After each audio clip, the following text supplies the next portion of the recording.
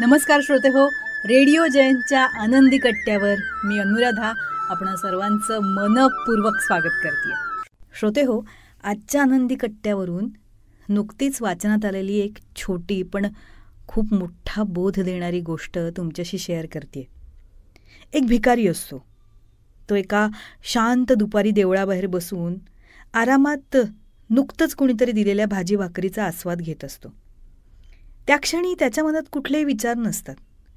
फार न्यूट्रल असतो त्यावेळी तो. इतक्यात एक मनुष्य बाईकवरून येतो आणि त्या भिकाऱ्याला बघतो आणि त्या भिकाऱ्याजवळ येतो. म्हणतो, बरं झालं तुम्ही दिसलात. आज माझ्या आजोबांचं श्राद्ध होतं, मला अन्नदान करायचं होतं. गावात कोणी दिसतंय का ते आधी बघावं म्हटलं. तासभर झाला हो, कोणीच दिसलं नाही. बरं झालं तुम्ही सापडलात. आलोच 10 मिनिटात, श्रीखंड पुरी घेऊन आलो मी. इतकं बोलून तो निघून जातो. भिकाऱ्याचं समोर असलेलं जेवण आपोआपच मंदावतं. बाईकस्वार गेलाय त्या दिशेकडे नजर ठेवून तो बसतो. भाजी भाकरी बाजूला ठेवून तो त्या बाईकस्वाराची आणि त्या श्रीखंडपुरीची वाट बघू लागतो. 10 मिनिटं झाली, 15 मिनिटं झाली, तासभर झाला, तरी तो माणूस काही परत येत नाही. श्रीखंडपुरी खायला मिळेल ही आशा तीव्र असते त्या भिकाऱ्याची. तो वाट बघत बसतो. पोटात कावळे ओरडत असतात. त्याची मघाशीची शांतता संपते, डोकं फिरतं. तो गेलेला मनुष्य काही परत येत नाही. आता भिकारी कंटाळून समोरची भाजी भाकरी खायला लागतो, पण आता त्याला त्या भाजी भाकरीची चव आवडेनाशी होते. भाजी बेचव वाटायला लागते आणि भाकरी कडक वाटायला लागते. तो मनुष्य काही परत येत नाही आणि श्रीखंडपुरी काही भिकाऱ्याला मिळत नाही.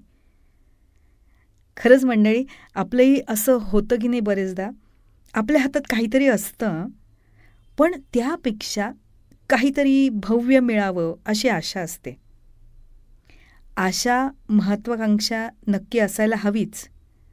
पण ती आशा जेव्हा हतबलतेचं रूप घेते आणि प्रत्यक्षात जेव्हा आपल्याला काही मिळत नाही ना, त्यावेळी आपल्याकडे जे हातात आहे ते सुद्धा नकोसं वाटायला लागतं. त्याची किंमतसुद्धा क्षुल्लक होते. मग त्याचा आनंद नाही घेऊ शकत आपण. हे सत्य आहे. म्हणूनच आशेचा किरण दिसला तरी आनंद मानावा आणि विझला तर जे या क्षणी माझ्या नशिबात आहे त्या वर्तमानाचा आनंद घ्यायला आपण प्रत्येकानं शिकायला हवं, हो ना?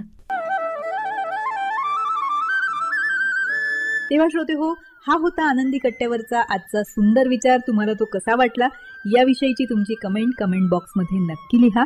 आणि त्याचबरोबर रेडिओ जयंतचे दर्जेदार कार्यक्रम ऐकण्यासाठी रेडिओ जयंत लाईक करा, शेअर करा आणि सबस्क्राईब करा. रेडिओ जयंतचं सबस्क्रिप्शन फ्री आहे. आणि त्याचबरोबर नोटिफिकेशनसाठी बेल आयकॉनवर क्लिक करायला सुद्धा विसरू नका.